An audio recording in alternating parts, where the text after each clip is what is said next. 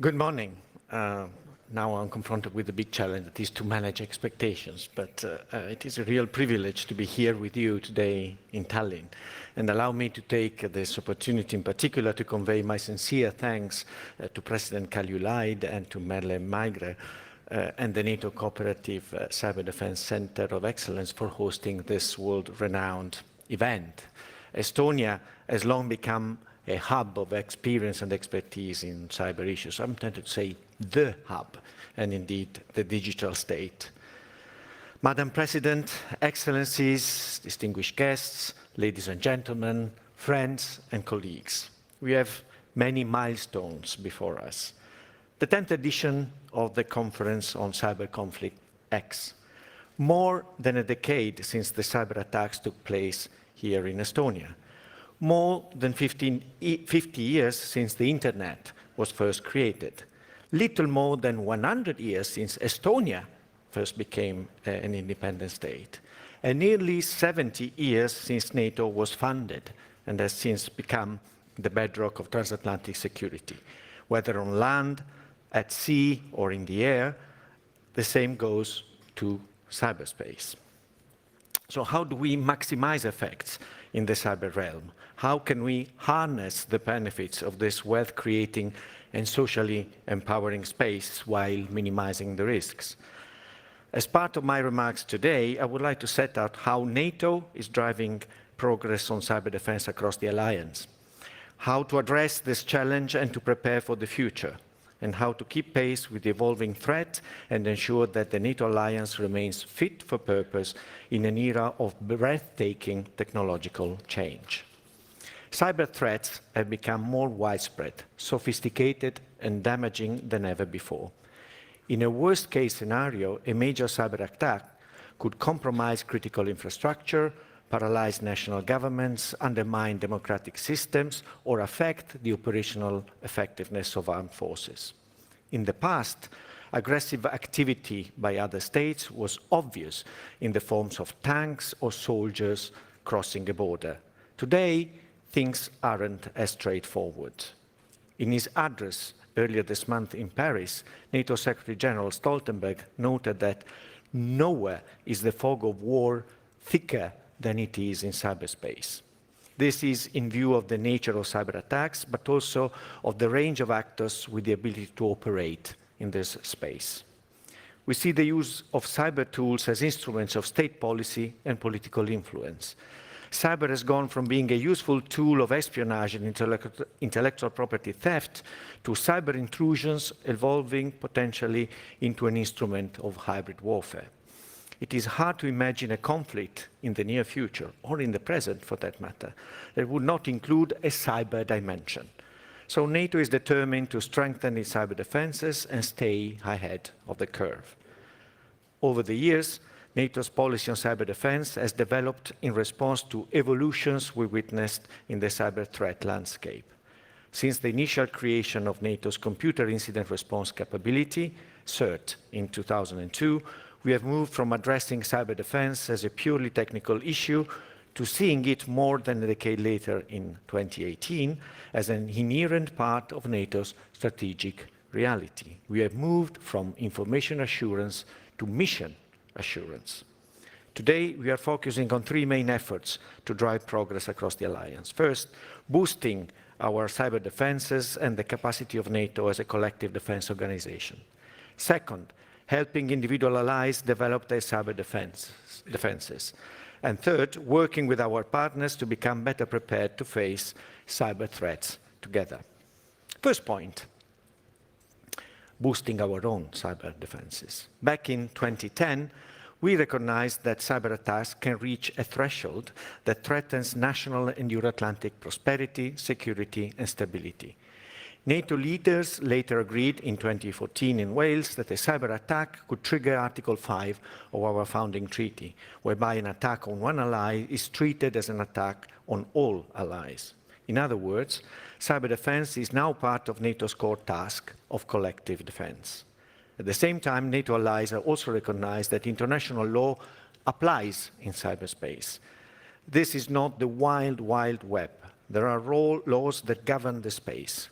What is more, we welcome efforts to foster greater stability in this space. Our guiding principle is that NATO must be able to defend itself as effectively in cyberspace as it does in the other domains. Moving forward, we need to optimize the ability of cyber instruments to support traditional military operations in other domains. And as part of a 3-year roadmap to implement NATO's decision to recognize cyberspace as a domain of operations taken in 2016, we are developing further how we think, train, equip, and collaborate in this space. To support this work, last year, NATO defense ministers outlined a set of principles that would guide the integration of allies' national cyber capabilities for the benefit of alliance operations and missions. Yet, this does not change fundamentally the defensive posture of the alliance and follows a similar approach for how NATO operates in other domains. Earlier this year, NATO defense minister also endorsed the creation of a cyber operations center at SHAPE, NATO's operational headquarters in Mons, to help integrate cyber aspects into NATO planning and operations at all levels.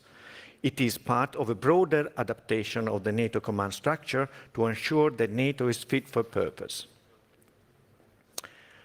Allies are also actively implementing the Cyber Defense Pledge, adopted at the 2016 Warsaw Summit, to strengthen and enhance the cyber defenses of their national networks and infrastructures as a matter of priority.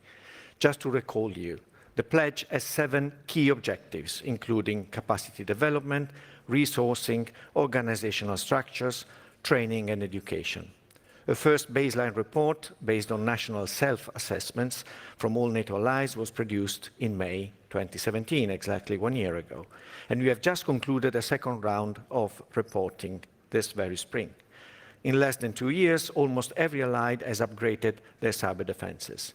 The political impact of the pledge can be observed across a number of areas, and the latest round of national self-assessments has confirmed all these benefits. This includes attracting and focusing political attention at the domestic level, driving coherence across national cyber defense development effort, a so-called sanity check or health check for allies on their approaches to national cyber defense, and bringing together a variety of national stakeholders. The cyber policy context is indeed a hybrid one, if I may use this term.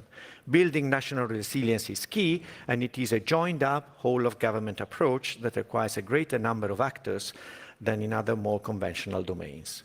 We are indeed only as strong as our weakest link. The pledge has proved a useful tool to raise overall levels of cyber defenses and focus efforts on prioritized areas, such as capability development, resources, awareness, training, and education. All allies have increased human resources, financial resources, and technological resources to this effect, and it has proved also quite popular at the domestic level. But allies are not working alone. Throughout NATO, they are working together, pooling their knowledge and experience and helping each other. This demonstrates the pledge's multiplier effect across the alliance, with the results being far greater than the sum of their parts. A progress report on national delivery of the pledge is being prepared ahead of the NATO summit in Brussels this coming July. Earlier this month, in Paris, a first annual review conference of the pledge was held. This event brought together a wide range of senior officials and national cyber defense experts from across the alliance to discuss issues such as resourcing for cyber defense, capabilities, information sharing, and education and training. And this demonstrates the high level of interest and commitment in this important tool, the pledge, which is supported at the highest level of government. Third and last point, partnerships. Cyber defense is a team sport. We recognize that we cannot go it alone when it comes to tackling cyber threats.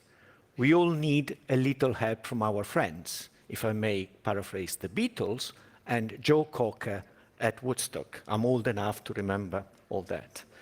We are part of a complex, man-made ecosystem, and we recognize the multi-stakeholder nature of cyberspace. Information exchange is critical for enhancing our mutual situational awareness by getting a sense of each other's national perspectives and priorities. NATO engages with more than 40 partners countries in a tailored way, based on shared values and common approaches. Last year, NATO signed a political framework arrangement with Finland covering cyber defense. With Ukraine, the first phase of the NATO Ukraine Cyber Defense Trust Fund was successfully completed last July. This initiative aims to strengthen Ukraine's resilience by providing equipment to better protect and defend Ukrainian networks against cyber attacks. NATO also helps foster dialogue and practical cooperation in partner countries through the Science for Peace and Security program, which is celebrating its 60th anniversary this year. As one example, we have been working with Jordan to support their national cyber defense strategy development and to set up a computer emergency response team. We have taken steps, especially in the last year, to intensify our cooperation with the European Union, notably in the areas of information exchange, training, research, and exercises.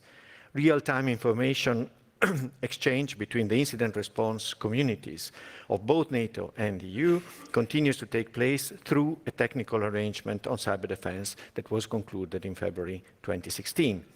And we have been following closely the recent cyber policy development on the EU side and continue to seek opportunities to deepen our engagement with EU staff in a spirit of complementarity, non-duplication, and potential synergy. We recognize as well the importance of the private sector, as it is they, after all, who develop and operate the vast majority of networks worldwide. Through the NATO Industry Cyber Partnership, our continuous interaction with industry partners helps provide advance notice and rapid mitigation for many activities that have been detected against systems in allied nations and at NATO. During the WannaCry and NotPetya attacks, we quickly reached out to our industry partners, and the information exchange was critical for getting the most up-to-date picture of a rapidly evolving and complex situation. Moving forward, given the cutting-edge developments in the cyber domain, such as artificial intelligence, we will need to do more to leverage the power of industry and academia and closer align this cooperation to our requirement. For the final part of my remarks, I would like to focus on some broader considerations for achieving greater stability in cyberspace. The NATO Secretary General recently observed that strong cyber defenses are just as important to our deterrence as our conventional forces. To that end, the idea of deterrence is simple. Make the potential cost of an attack too high, certainly higher, and make the potential gains of an attack too low, and certainly lower. We seek to strengthen our deterrence, defense, and resilience in cyberspace by agreeing that a cyber attack can trigger an Article 5 response, by making cyberspace a domain of operations, and by encouraging allies to develop their own capabilities. We are working towards this objective. The level of cyber attack that would provoke a response, however, must remain deliberately vague, and so will our response. But such a response could include diplomatic activities, cyber responses proper, and even conventional forces, depending on the nature and consequences of the attack. We need a full spectrum response, so we can respond to serious cyber attacks, even if they do not cross the Article 5 threshold. However, one thing is very clear. Whatever the response, NATO will continue to follow the principle of restraint and act in accordance with international law. Our mandate is defensive in nature. This leads me to the importance of building greater stability. We all stand to benefit from a norms-based, stable, and secure global cyberspace. And NATO also supports activities designed to limit the risk of conflict in cyberspace. I have already highlighted that NATO allies have recognized that international law, including the UN Charter and international humanitarian law, applies in cyberspace. And moving forward, we need to continue serious discussions on the specifics of how we do that. While NATO itself is not a norms-setting organization, the alliance follows, welcomes, and supports the work undertaken in other international fora, including efforts related to confidence-building measures and the development of voluntary international norms of responsible state behavior in cyberspace. And I would like to draw your attention to the recent communiqué released by the foreign minister of the G7 a couple of days ago in Canada that goes exactly in the same direction. Now more than ever, we need to reinforce our efforts to build a more transparent and stable cyberspace to underpin a global framework to promote cyber stability. Madam President, Excellencies, distinguished guests, ladies and gentlemen, friends and colleagues, I began my remarks by highlighting some of the key milestones before us. And I do believe we are at a crossroads. More than ever, it is essential to maximize the benefits of this space and minimize the inherent risks. As Winston Churchill once said, one among many quotations that are very often used, difficulties mastered are opportunities won, and such opportunities must prevail. For almost 70 years, NATO's essential mission has remained unchanged to ensure that our alliance remains an unparalleled community of freedom, peace, security, and shared values, including individual freedom, human rights, democracy, and the rule of law. The traditional mission of NATO is and remains collective defense, hard security and defense. But many of the responses, particularly to below-the-threshold activities, fall outside traditional military responses. We need to bring together more diverse actors than in the past, even when handling, for instance, nuclear deterrence or missile defense, which used to involve a more limited and uniform set of circles and participants. We look to work increasingly with partner countries, as well as other international organizations, and industry and academia, weaving together the unique experiences and expertise of this diverse ecosystem. The bottom line is that the Alliance is continuing to develop its capabilities, boost its skills, share best practices, and enhance information exchange. Because we have to be as effective in the cyber domain as we are in the physical world to ensure our commanders are equipped for the operations and mission of the 21st century and to protect our common values and way of life in the digital age. At the start of its 70th year of age, NATO has just moved into brand new headquarters in Brussels, is modernizing and strengthening its command structures, and is looking into new challenges and opportunities. That is a strong sign of good health and confidence in the future, and perhaps a lesson to follow for those among us who may soon approach that age too. Not many in this audience, fortunately, I see, but life expectancy keeps rising for us all. And with that, allow me to thank you all and wish you an excellent CyCon X.